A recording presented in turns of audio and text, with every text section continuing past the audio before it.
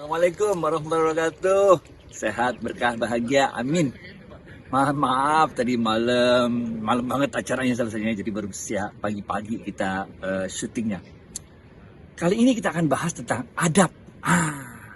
Ini penting nih, ada kaitannya juga sama yang kemarin udah kita bahas.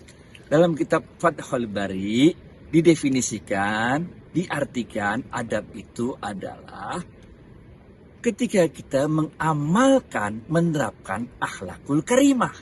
Nah ini sekarang bedanya jelas ya. Akhlakul karimah dan adab. Adab adalah ketika kita mengamalkan akhlakul karimah. Kalau adab adalah pengamalan dari akhlak, pertanyaan besarnya, akhlakul karimah itu apa? Benar kan? Akhlakul karimah itu adalah akhlaknya Rasulullah Sallallahu Alaihi Wasallam. Sehingga pertanyaan berikutnya adalah, apa itu akhlaknya Rasulullah SAW? Dalam sebuah ketika Aisyah radhiyallahu anha ditanyakan apa akhlaknya Rasulullah SAW, Aisyah menjawab, akhlaknya Rasulullah SAW adalah Al-Quran. Al-Quran itu masuk ke dalam hati dan jiwanya Rasulullah SAW. Sehingga Rasulullah SAW menjadi the living Islam. Menjadi Quran yang hidup dalam kehidupan manusia.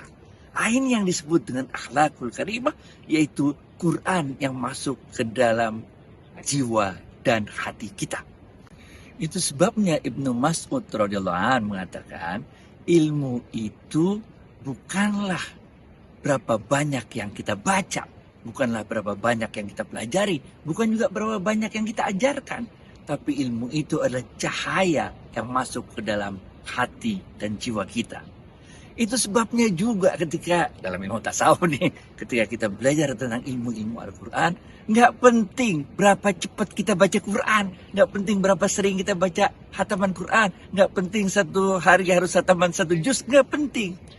Karena dalam ilmu tasawuf yang penting adalah bagaimana Al-Quran itu masuk perlahan-lahan ke dalam hati dan jiwa kita. Itu sebabnya di dalam ilmu tasawuf itu mereka mengambil dalilnya itu bahwa dulu para sahabat itu baca Quran gak cepet-cepet. 3 ayat masuk ke dalam jiwa, 3 ayat masuk ke dalam hati, diamalkan. Itu sebabnya kemudian para sahabat itu memiliki cahaya iman, cahaya ilmu. Karena Quran itu dimasukkan perlahan-lahan 3 ayat. Bukan cepet-cepetan baca Quran. Ntar kita lanjut sedikit lagi ya. Dengan pemahaman seperti itulah,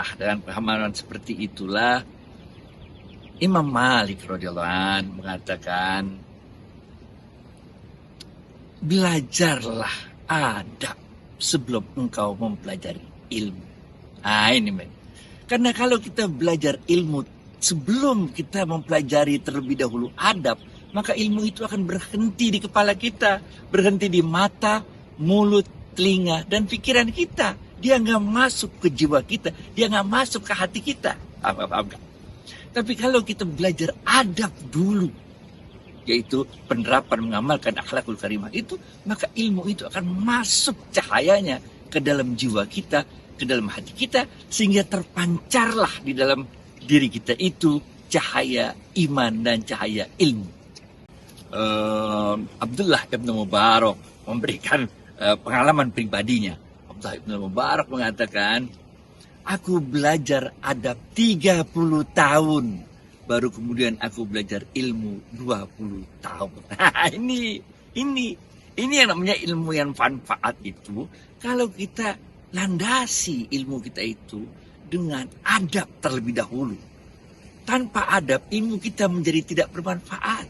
Dia cuma berhenti di kepala doang. Benar nggak? Mulut, mata, telinga, pikiran. Tapi perbuatan kita, behavior kita, perilaku kita sama sekali tidak menunjukkan, menggambarkan akhlak yang baik, adab yang baik. Inilah yang dalam episode lalu kita katakan, Imam Ghazali mengatakan kalau ada orang yang punya ilmu ini itu, tapi akhlaknya tidak menggambarkan akhlak Islami, udah dia bukan termasuk golongan orang pertama. Ingat gak? Ini hadis diriwayatkan oleh Imam Muslim. Ketika Rasulullah SAW ditanya, ya Rasulullah, apa itu akhlakul karimah? Ini ada di hadis Imam Muslim. Apa itu akhlakul karimah? Rasulullah SAW menjawab, akhlakul karimah adalah engkau menyambung tali silaturahim kepada orang yang memutuskannya. Yang kedua, engkau memaafkan orang yang menzolimimu. Yang ketiga, engkau tetap memberi kebaikan kepada orang yang tidak pernah mau memberimu kebaikan. Ini men, nah gelo gak? Ini yang namanya akhlakul karimah men. Lihat gak sih? Tiga-tiganya ini menggambarkan hubungan kita dengan sesama manusia. Tiga-tiganya menunjukkan hubungan kita dengan sesama manusia, akhlak kita dengan sesama manusia, yang kita tempatkan diri kita lebih tinggi daripada manusia itu sendiri. Ngerti gak?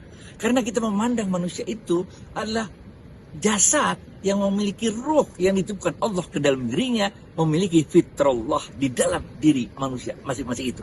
Dan seorang sahabat mendatangi Rasulullah SAW. Ini seru ceritanya pokoknya kalau masih dalam hadis yang diriwayatkan oleh Imam Muslim. Sahabat itu bertanya, ya Rasulullah, apa yang harus aku lakukan? Kalau aku telah berusaha untuk menyambung tali silaturahim itu, tapi mereka tetap terus nggak mau menyambungnya, terus memutuskannya. Apa yang harus aku lakukan? Kalau aku telah terus memaafkan dia, tidak membalas kejahatannya padaku, tapi dia terus menzolimi aku. Apa yang harus aku lakukan? Kalau aku terus memberikan kebaikan-kebaikan padanya, tapi dia tetap saja tidak membalas kebaikan padaku, tetap saja berbuat kezaliman pada diriku. Apa jawab Rasulullah SAW?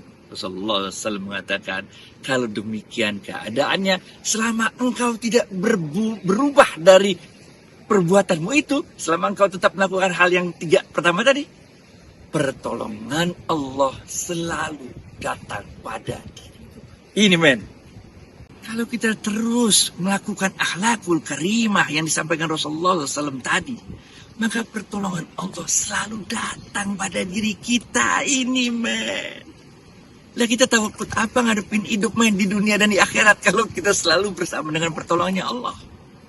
Inilah yang oleh Sayyidina Ali bin Abi Thalib radhiyallahu an dirumuskan. Ini Sayyidina Ali bin Abi Thalib radhiyallahu rumuskan. Jadilah engkau sebaik-baik manusia di sisi Allah. Jadilah engkau seburuk-buruk manusia dalam pandangan dirimu sendiri. Oke. Dan jadilah engkau manusia yang biasa saja di hadapan manusia lainnya. Ini rumusan yang diberikan oleh Sayyidina Ali bin Abi Thalib. Kalau kita benar-benar mau mempunyai akhlakul karimah, mempunyai adab, kita jangan ngejago, jangan sombong, jangan belagu, jangan sok alim, jangan sok soleh, jangan sok kaya, jangan sok pinter, jangan sok segala macam ya. Sayyidina Ali bin Abi Thalib, jadilah manusia yang biasa aja di hadapan manusia lainnya. Ini.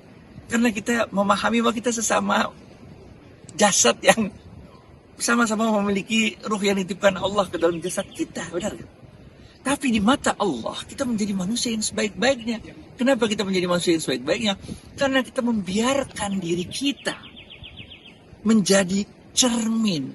Sehingga makin kita biasa-biasa aja di hadapan manusia, makin cahaya iman kita itu terlihat terang.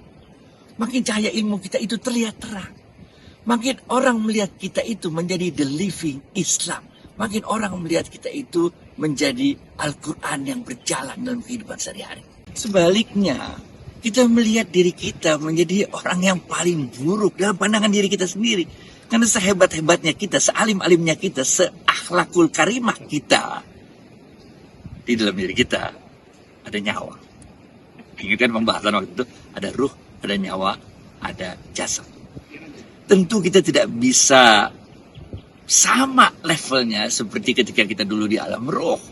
Karena di dalam diri kita ini ada nyawa, ada nafsu, ada kalau dalam bahasa hadisnya itu kullu madi adam khotok. Setiap anak cucu Adam itu adalah pendosa, dan sebaik-baik pendosa adalah yang paling cepat taubatnya kepada Allah.